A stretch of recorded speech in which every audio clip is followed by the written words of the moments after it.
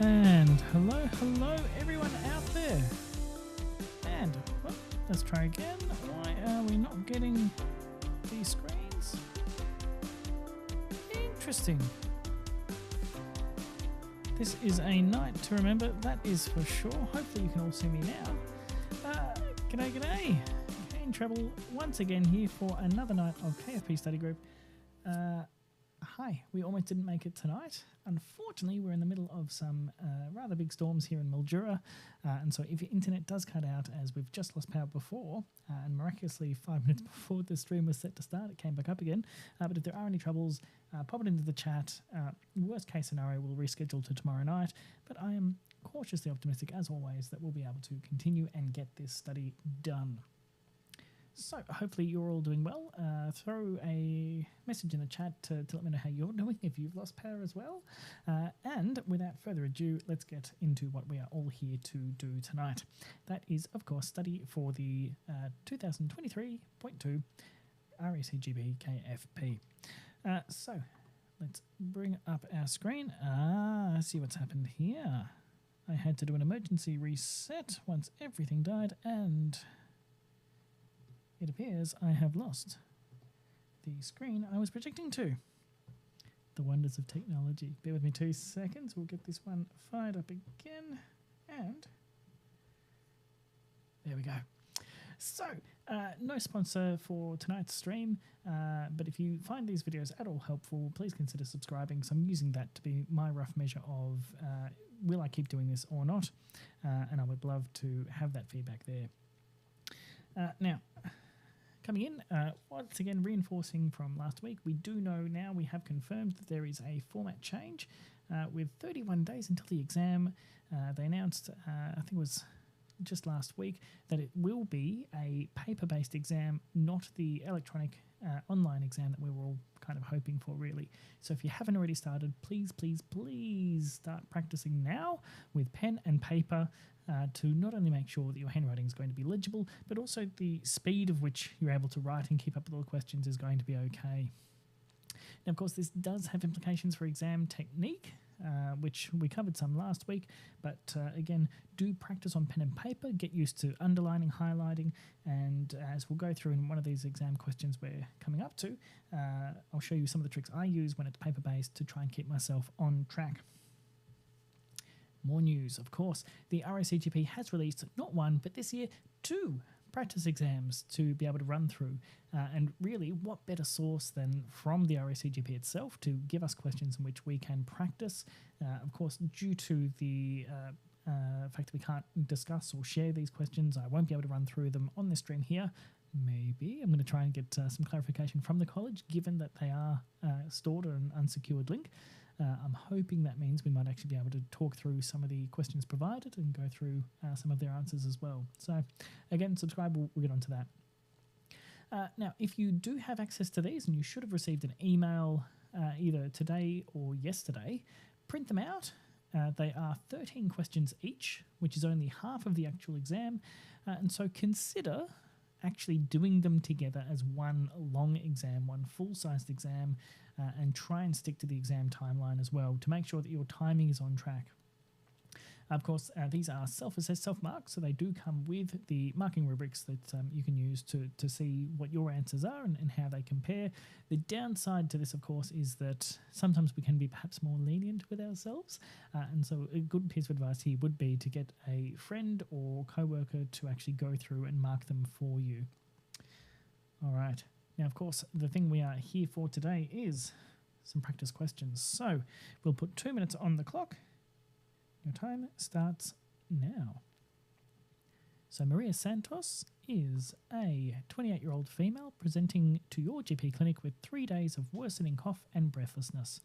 She has a history of asthma. She reports this began shortly after a nephew visited, who were currently unwell with a cold. Her only medication is salbutamol via metered-dose inhaler, which she uses twice a week before sport, has no known allergies, she doesn't smoke and drinks 2 drinks of alcohol 1 day per week. To examination, she's afebrile 37.1, her heart rate's 126 beats per minute, respiratory rate of 28, SATs of 92 on room air, there is a diffuse wheeze to her chest auscultation, and she is unable to talk in full sentences. What immediate management actions are appropriate? Write 6 management actions. Doses are not required. Now again, moving back to paper-based to make sure that we are actually answering the question that is provided and providing as many answers as possible, as well as doing the usual underlining and answering things, I would actually be writing out here 1 to 6 just to make sure that we are actually providing an answer in. And I'll go quiet for a minute so you can provide your own responses.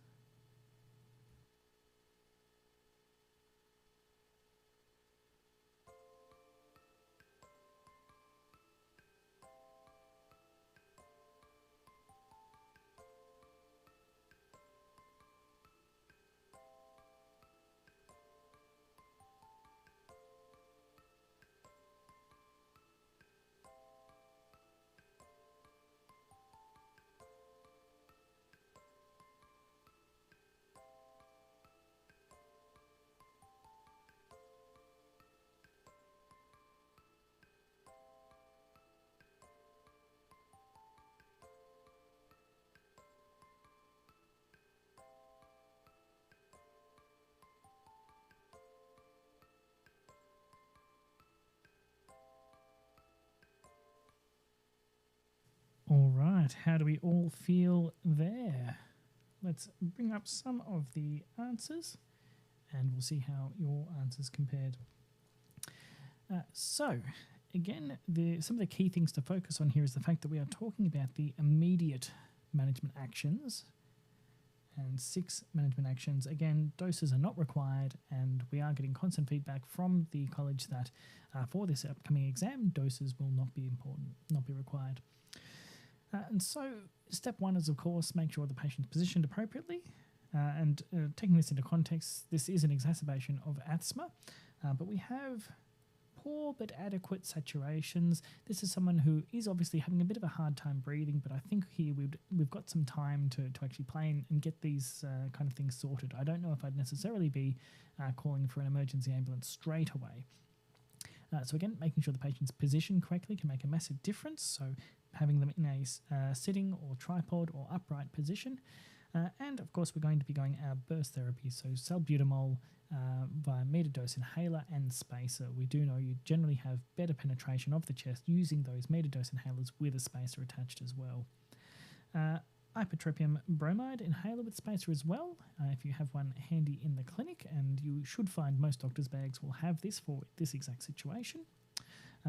Again, if you're seeing a good response here, you would also be considering prednisolone for 3 to 5 days. Now, depending on which guidelines you're looking at the moment, will depend on timelines the prednisolone is prescribed for.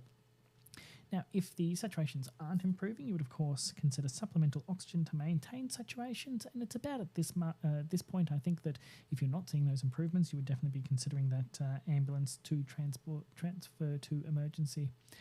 Now, something that I think also reflects that this is, higher or consultant level knowledge is to reflect that you would be constantly reassessing the severity and response to treatment as you went along to guide further decision making. Everyone happy with that? Throw any comments or questions in the chat. Otherwise, we will move along then to question 1.2. Everyone ready? 2 minutes on the clock, and your time starts now.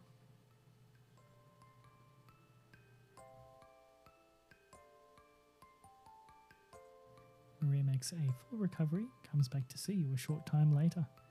She reports that she has had 4 exacerbations of asthma in the last 12 months and wants to know what might be the signs of poor asthma control. Write 3 specific indications of poor asthma control.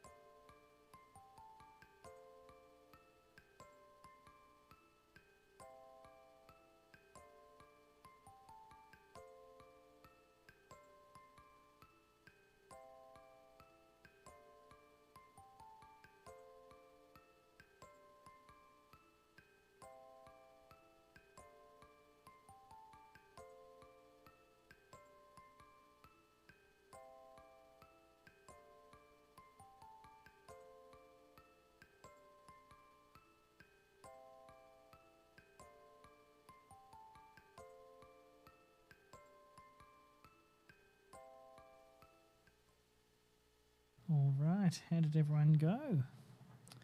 Of course, let's get to the answers. And apologies if you can hear the rain in the background. I think the audio is going to be terrible tonight. What you going to do?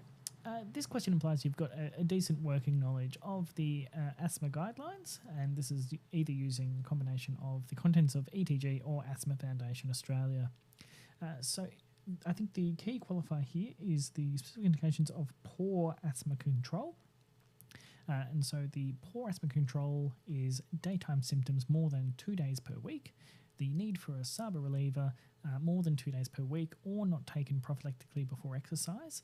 A lot of the places you'll read will actually just specify the need for SABA reliever more than 2 days per week, but there's always that little asterisk there, and if you go down to the fine points, that's where it specifies not taken prophylactically before exercise.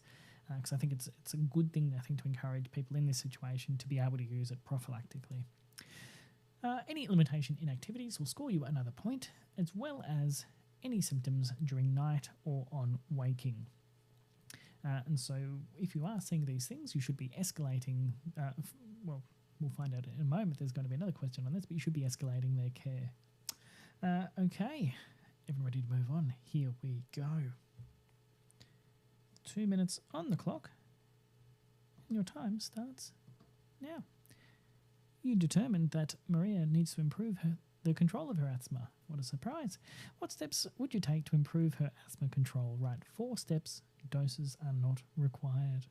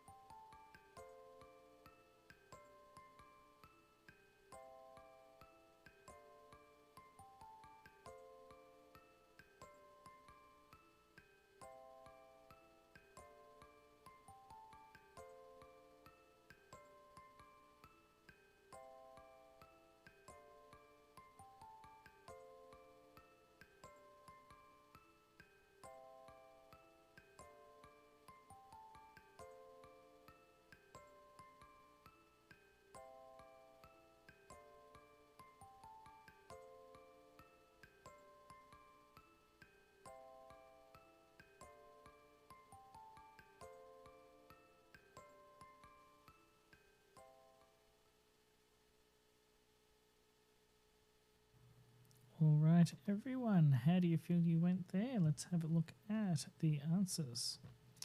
So, again, you need to have a pretty decent understanding of the asthma guidelines here.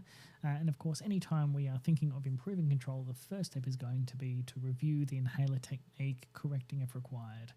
I think you would still get the full mark if you just specified review inhaler technique. But again, to kind of make it more fleshed out and to be more accurate, you would probably be better off putting in there correcting if required as well. Even though it's a given what we're going to do, it's showing that we are specifically looking to improve that. Of course, now, next step, we've got a grouping here. So these are things that you would do, but you wouldn't do both of these together. You would have to choose one or the other, and you would get the full 2 marks depending on which one you chose. And the first one is, of course, commence regular inhaled corticosteroid preventer at an appropriate dose. Now, they have specified doses not required, and so you shouldn't have to specify a specific dose, but I probably would emphasize that I'd be starting it as a low dose inhaled corticosteroid. Now, choices here, and again, I probably would specify which one I would do, and that could be fluticasone, beclomethasone, budesonide, or cyclizumab. And specifying those would give you the full 2 marks. I think if you didn't specify a particular agent, you'd probably go back down to that 1 mark bracket. Now, of course, in that same kind of vein, you could commence a as required budesonide or formoterol, and that would again give you the full 2 marks, specifying that it's as required as opposed to the regular medication, but you wouldn't be doing that alongside inhaling a regular inhaled corticosteroid preventer. Now, of course, ensure using spacer. Now, there could be some overlap between review inhaler technique, and so I would only be putting this one down if I kind of ran out of all other options and was struggling to think of something else to put in there. But of course, provide asthma action plan or asthma management plan. Definitely indicated in this case. And of course, organise regular reviews, such as every 3 months. And I think you're going to be much better served if you do specify a time frame, and you would probably get even... you'd be even more secure in your marks by specifying to review asthma control. All right, happy with that? Unhappy with that? It's the exam. Let's get on with it and move on to our next question. So, let's put 2 minutes on the clock and your time starts now. Diego Morales is a 46-year-old male who presents to your GP clinic with itchy symmetrical lesions on his elbows, knees, sacrum, scalp and face in a beard distribution. He reports they first appeared approximately 6 months ago, and another GP in the clinic has prescribed topical steroids, which didn't help. He has a history of hemochromatosis, which you see from recent pathology is well controlled. He has no other medical history. He takes no regular medications, has no known allergies, is a non-smoker, and drinks 2 glasses of alcohol 3 nights per week. Normocardic, normotensive, and is afebrile. BMI is 26.5. A picture of his rash is there. What is the most likely diagnosis?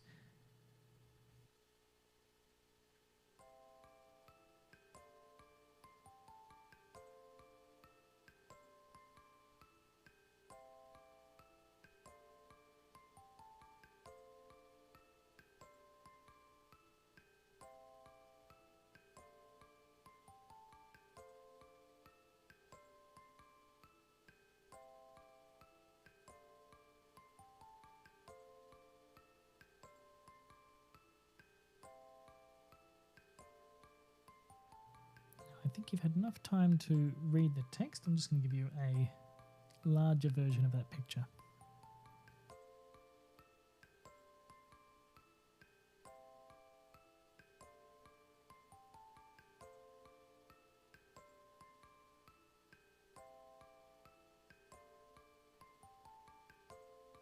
And of course, long live DermNet.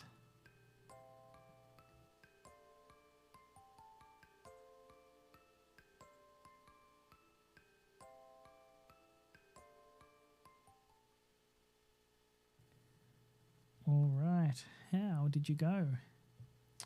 So this is one of those stations that you're either going to know it or you don't, and this is classically one of the things they'll use for dermatology or the picture questions. So this is a case of dermatitis herpetiformis. Some of the giveaways here are the fact that you have an itchy symmetrical lesion with the classic distribution being elbows, knees, sacrum, scalp, and that beard distribution to the face. It also doesn't tend to respond to topical steroids, and there is an association with hemochromatosis as well. Although that's probably getting a little bit more niche than I would expect a lot of people to know, but there is that strong association there. All right, so of course, getting that, I think you'd be getting 2 marks to be showing consultant level knowledge in the general practice setting. Ready for the follow-up? 2 minutes on the clock, and your time starts now.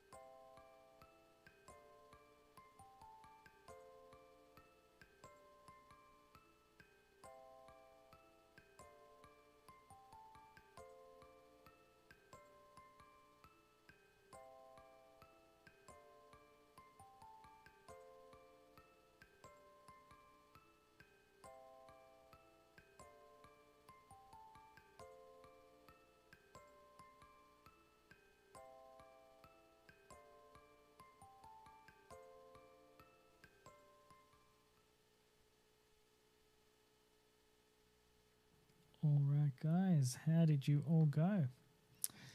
So this is one where it's about consent in a way, but mostly about explaining a procedure. So for here, the answers, there's always going to be situations where there's going to be more correct answers than necessarily specified by the marking rubric. And so you've got some flexibility in what you're putting. I think as long as you're putting down sensible things, you're pretty safe here. Now, I have been told there have been questions before on what are the steps of taking a excisional biopsy or skin lesion. And so this is a similar kind of vein for something that we usually do confirm on histology rather than just clinical presentation.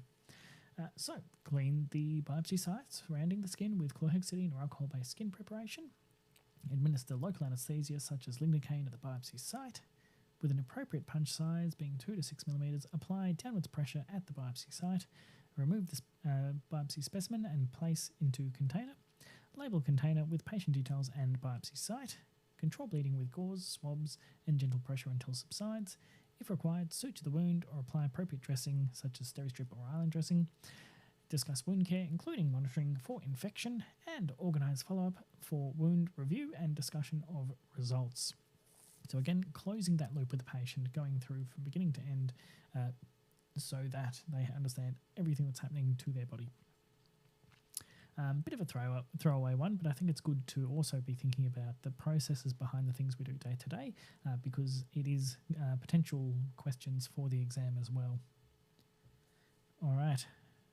Coming up to another question. Hopefully you're all feeling ready and roaring to go. 2 minutes on the clock and your time starts now.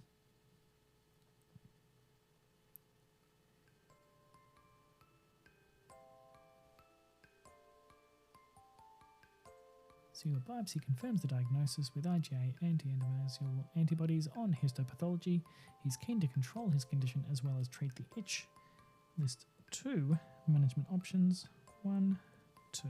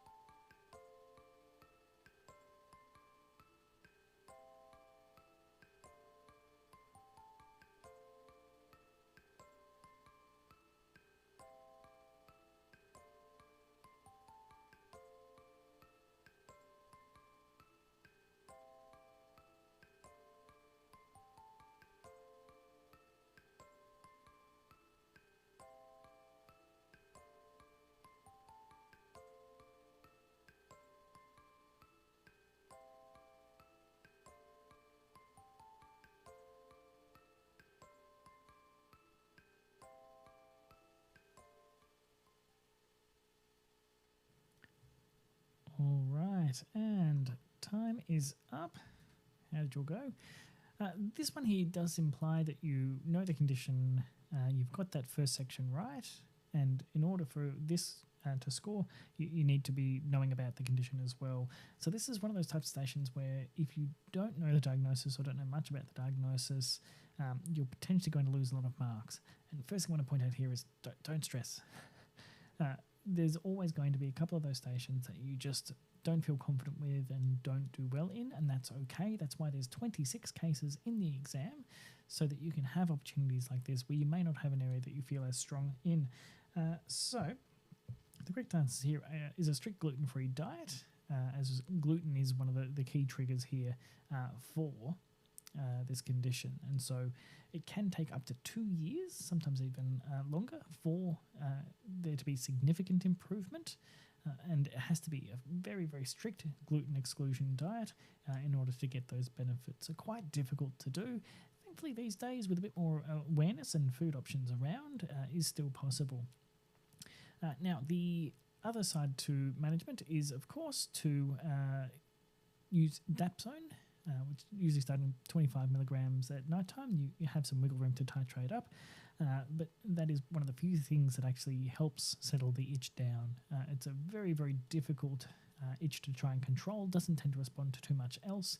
And one of the difficult things with this condition is you can see on the photo here, this is actually usually a blistering condition, but you don't actually get to see the blisters because it's so itchy that the patient's already scratched the tops off of them. So my heart goes out to anyone that unfortunately has this, and fingers crossed you get some dapsone, I guess. All right, so well done making it through another set of practice questions. Hopefully you feel happy, confident with the way you're going. If not, don't worry, we still have 31 days to get more practice in, get improved with our exam technique, and of course read up on the conditions that we may not feel as confident about. Don't forget the SAPs are available on RACGP Learning. And I strongly, strongly, strongly encourage people, if you haven't done it already, to go check some of those out. Again, questions from the college themselves are going to be, hopefully, as most representative towards what's actually going to be on the actual exam when it's time to sit. So, thank you all for spending another Wednesday night on the internet with me. Almost didn't make it tonight with all the power issues, so thanks for coming in. And for those that are watching the replay as well, I hope you're doing well, and I hope that you're setting yourself up to do as well in this exam as you can do. Any questions, comments, queries, throw it in the comments below. Again, if you are finding this helpful, consider subscribing to the channel, because that's what I'm using as the metric now to decide, how long I'm going to be trying to do this for. Even to the point where after I've done the exam, I'm considering still doing these as a resource for ongoing. So I know I was frustrated by the lack of free or easily accessible resources out there. So, for another week, and I will catch you again on 8:30 o'clock next Wednesday. 8:30 o'clock. Wow, it really is time for bed. I will catch you all at 8:30 next Wednesday for another round. Thank you very much. See you guys.